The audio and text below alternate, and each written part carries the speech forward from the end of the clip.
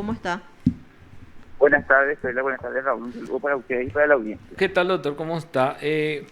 Yo quería consultarle, ¿verdad? He visto que estaban analizando ayer eh, este procedimiento para causas complejas. Dice, era una modificación de la ley.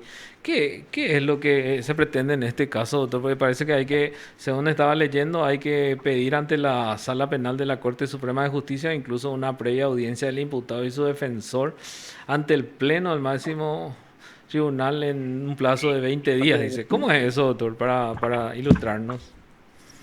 Bueno, en realidad es un proyecto de modificación del Código Procesal Penal eh, que viene de la CONAREP, de la Comisión de la Reforma 2015, ¿verdad? Pero que estaba supeditado a una serie de otras modificaciones que ellos mismos planteaban, que tenían que ver con la modificación del artículo 136, que es el que rige la duración máxima del procedimiento. También tiene que ver con un procedimiento especial previsto para flagrancia y esta modificación que es para causas complejas, ¿verdad? Eh, el punto es que la primera modificación que ellos planteaban, que era la del 136, donde se le volvía básicamente al plazo de la duración máxima del procedimiento un plazo más real, porque hoy día que la ley Camacho es una suerte de, de una ley muerta, porque en la práctica no tiene aplicación, porque al descontarse todos los incidentes, excepciones y demás, ese plazo de 4 años es una virtualidad inexistente, ¿verdad? Nunca se llega a los 4 años porque se descuenta absolutamente todo, independientemente a que uno no haya planteado nada. O sea, de cualquier parte plantea en el proceso algo y el plazo de duración máxima del procedimiento se extiende a un plazo mucho mayor que el de 4 años, ¿verdad? Entonces, esto es lo que se quería abordar con la solución de la modificación del 136 y volverle a su texto original, pero dejarle en 4 años. Pero para esta modificación tuvimos una sesión en la Comisión de Reforma donde estuvieron ministros de Corte, Defensoría General, Fiscalía General, y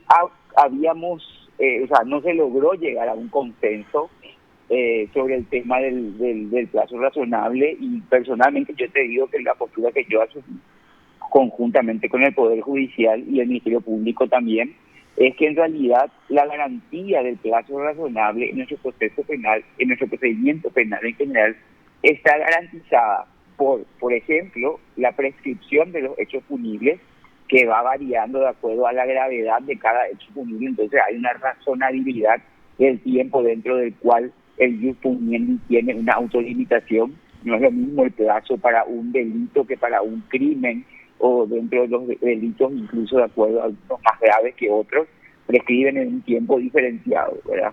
Entonces nosotros decíamos que establecer un plazo en general para todos los casos no era razonable, ¿verdad? Teníamos que estar a los plazos que ya teníamos en la ley, que son los plazos de prescripción, y también los plazos de perentorio que están dentro del procedimiento, como por ejemplo la perentoriedad de la etapa preparatoria, ¿verdad? Que dura 6 meses, extensible por un tiempo, de acuerdo a lo que disponga la Cámara de Apelaciones, una prórroga extraordinaria, pero que no puede durar más de ese tiempo. Pasa ese tiempo y bueno, se acabó esta preparatoria, no se presentó nada y la consecuencia es la extinción de la acción. Lo mismo los plazos de sobreseimiento provisional, por ejemplo, ¿verdad? O Claro. suspensión condicional del procedimiento. Son plazos que garantizan que el proceso dure algo razonable. Y entonces se votó en mayoría, no hubo unanimidad, en dejar el 136 sin ningún plazo, ¿verdad? Establecer que tiene que haber un plazo razonable, pero que eso ya está regulado en las diferentes instituciones que componen el proceso penal, y finalmente en la prescripción, que tiene un plazo absoluto, que es el doble del plazo de O prescripción. sea, doctor, También, en este sí, caso, perdón, para aclararnos, quiere decir que ese plazo de 4 años más un año, ustedes quieren sacar que no haya un plazo de duración del procedimiento. claro, quedó así porque establecemos porque ya era una duplicación de plazos, ¿verdad? O sea, a nuestro criterio y los estudios doctrinarios y lo que es el derecho comparado, la garantía de plazo razonable nosotros ya estábamos cumpliendo con estos plazos que te digo, el plazo de prescripción de los hechos punibles, que además había que empezar a computar correctamente, porque eso también hablamos, acá en la mala praxis hace que de repente se produce un acto interruptivo de la prescripción y los aplicadores del derecho directamente piensan que el plazo de prescripción pasa a ser el doble, y eso no es así. El límite máximo es el doble del plazo de prescripción, pero hay hechos punibles que prescriben en 3 años y antes de que haya sentencia ya pasan 3 años y prescribió, y eso hay que empezar a aplicar correctamente para que se vea de que en menos de 4 años se puede extinguir un caso penal. Me explico, por los hechos punibles que tienen pena más baja. Y bueno, en este contexto llegamos a estudiar este procedimiento de causas complejas y ya no tenía el sentido que tenía el proyecto original de la CONAREP 2015, porque su 136 propuesto ya no se aprobó. Entonces tampoco se aprobó el día de ayer que haya una extensión de los plazos para causas complejas, como que prevía que, por ejemplo, en las causas complejas se duplicaban los plazos de investigación, también todo se duplicaba prácticamente, y hasta la duración de la pena privativa de libertad se establecía que podía durar el doble, incluso, pero como máximo 5 años, lo cual es inconstitucional. Claro, porque ahí tenés el 19. Mínima, claro, tenemos pena mínima en la Constitución. Claro, claro. Entonces tuvimos varias discusiones, fue un juego cruzado, algo entre todas las instituciones, pero bueno, la propuesta que quedó, en realidad, ¿sabes cuál fue? Es que la semana que viene tenemos convocatoria con los ministros de la Corte y referentes del área central, porque una de las preocupaciones de la comisión, de los miembros, es que en el área central me informaron que se están fijando juicios orales para el 2023, por ejemplo, ¿verdad? Sí. Y eso es realmente gravísimo, porque ahí puede haber una persona que está privada de su libertad, que puede estar absuelto y tiene que esperar 2 o 3 años para tener su juicio oral. O sea, esa es una problemática que tenemos que abordar y que vamos a abordar, porque como dijo la presidenta de la comisión, la justicia está en emergencia. O sea, la administración de justicia está en emergencia y esta carga que tienen de trabajo en ciertos lugares, y que estas agendas son intolerables para cualquiera. Ya, espectacular. Entonces, doctor, entonces lo concreto, y a mí me parece importantísimo, es que entonces ustedes resolvieron que ya no haya más plazo de 4 años más 1 año para los recursos, ¿verdad? Y prácticamente se deja sin efecto también la modificación de la ley Camacho, ¿verdad? Claro, porque hoy día es letra muerta, Raúl, esa ley. Vos, con ese segundo párrafo que dice que se van a descontar todos los incidentes y excepciones y todo el tiempo que estuvo el expediente en, ¿cómo se llama? En otra instancia. En otra instancia, en realidad, sí, esos 4 años llegan a convertirse en 8, en mucho más, ¿verdad? Y evita que al final vos tenés un plazo indeterminado ahí. No se cumple. Entonces, así mismo, lo que nosotros queremos es que se cumplan los otros plazos, que se cumpla el plazo de prescripción. Hay plazos de prescripción de 3 años, que por esta mezcla de superposición de plazos se confunden todo y se tienen casos que no tienen por qué extenderse, ¿entendés? Entiendo. Quiere decir que directamente solamente se van a regir por la prescripción del delito, del hecho punible. La prescripción del delito y las perentoriedades de las etapas procesales, ¿verdad? Hay en los 6 meses no se presentó nada y es la etapa preparatoria, ¿entendés? Se le da un plazo más a Fiscalía General, si no presenta, chao. Su recibimiento definitivo por perención de la etapa que tenía que cumplirse. Doctor, ¿verdad? Y así, sí. De repente, dentro de esta comisión, ¿nunca estudiaron, por ejemplo, darle un plazo a la Fiscalía para que... Lo que pasa es que yo hago la denuncia hoy y la Fiscalía estudia ahí sin plazo. Hay casos que llevan años abiertos. Y después plantea otra vez la imputación, después de 3 años imputa y pide 6 meses para investigar. ¿Y los 3 años anteriores, por ejemplo? Totalmente, es la preocupación que también abordó en la comisión de la CONAREP para eso. Y estamos en estos artículos cuando íbamos a empezar a estudiar estos artículos, porque íbamos a estudiar el 300, 301, que es la acta de imputación y demás.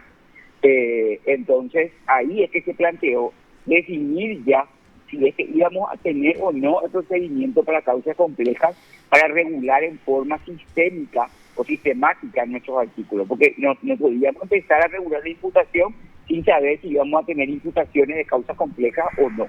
Entonces, cuando íbamos a empezar a analizar este artículo, se acordó en la comisión ir hasta el procedimiento de causas complejas, definir si va a ser o no ley propuesta, y entonces al descartarse eso, bueno, ahora vamos a volver, no en la siguiente sesión, sino que en la posterior, a analizar eso, Raúl. Hasta ahora entramos en esa parte. Ojalá le pongan un plazo también, porque al final de cuentas, mientras vos no estás imputado, muchos fiscales ni siquiera te dan participación en la investigación y eso conspira con el derecho a la defensa también. Bueno, ahí en realidad, te voy a decir que es lo que ahí discutimos muchísimo. Y mi postura es que la imputación luego no debería existir. Porque esa imputación es ¿cómo se llama? Es un requerimiento que tiene tan poca exigencia que hace que de repente se impute sin una investigación seria y ya se genera la idea de la culpabilidad, ¿verdad? En algunos casos. Cuando que el estándar internacional, ¿verdad? de Europa es el primer requerimiento, es lo que nosotros tenemos como requisitos de la acusación. En los Estados Unidos también creo que es así. Claro. Directamente la acusás ya te va para el juicio. Claro, yo te acuso ya ahí, que mira que tengo esto. Pero ya investigué objetivamente. Pero ¿y dónde está? Ahí surge tu derecho a la defensa. ¿Y dónde está entonces, vamos a decir, la intervención de la defensa para las diligencias o investigaciones? No, y justamente, mira, el fiscal no puede hacer absolutamente nada que que sea invasivo de tu privacidad y de tus derechos sin control judicial. Pero un fiscal puede recabar informes a todos los entes públicos sin que la gente sepa de que se está investigando, para saber de antes, porque una persona acuérdate que estamos hablando de la presunción de inocencia. Claro. ¿verdad? Y estamos hablando de una investigación seria cuando el fiscal ya recabó todo lo que está a su alcance, te voy a decir, lo que está en los lugares que conocen nomás luego los bancos. El tipo como darte un crédito, ¿verdad? Ellos te investigan, vos pedís un crédito o estás ahí, te investigan, pero muchísimo, y vos cuenta te das. Claro, hay Inforcom, hay Infocheck, hay una cantidad de pedidos de informes de referencias personales, todo investigación secreta, sin afectar su buen nombre y reputación. Ahora, encuentran suficientes elementos y bueno, ya, señores, aquí está lo que nosotros tenemos. Tener para defenderse y poder desbaratar eso, y ahí entonces surge el derecho a la defensa. Uno. Ahora, si quieren allanar, si quieren interceptar comunicaciones, si quieren acceder a datos privados que están protegidos, bueno, ahí hay orden judicial y ahí hay derecho a la defensa. Entiendo. Pero no para las cuestiones que se pueden investigar que hoy día tenemos, qué sé yo, robo, hurto, bueno, eso punible de delitos económicos, ¿verdad? Que pueden accederse los datos de corrupción en una administración.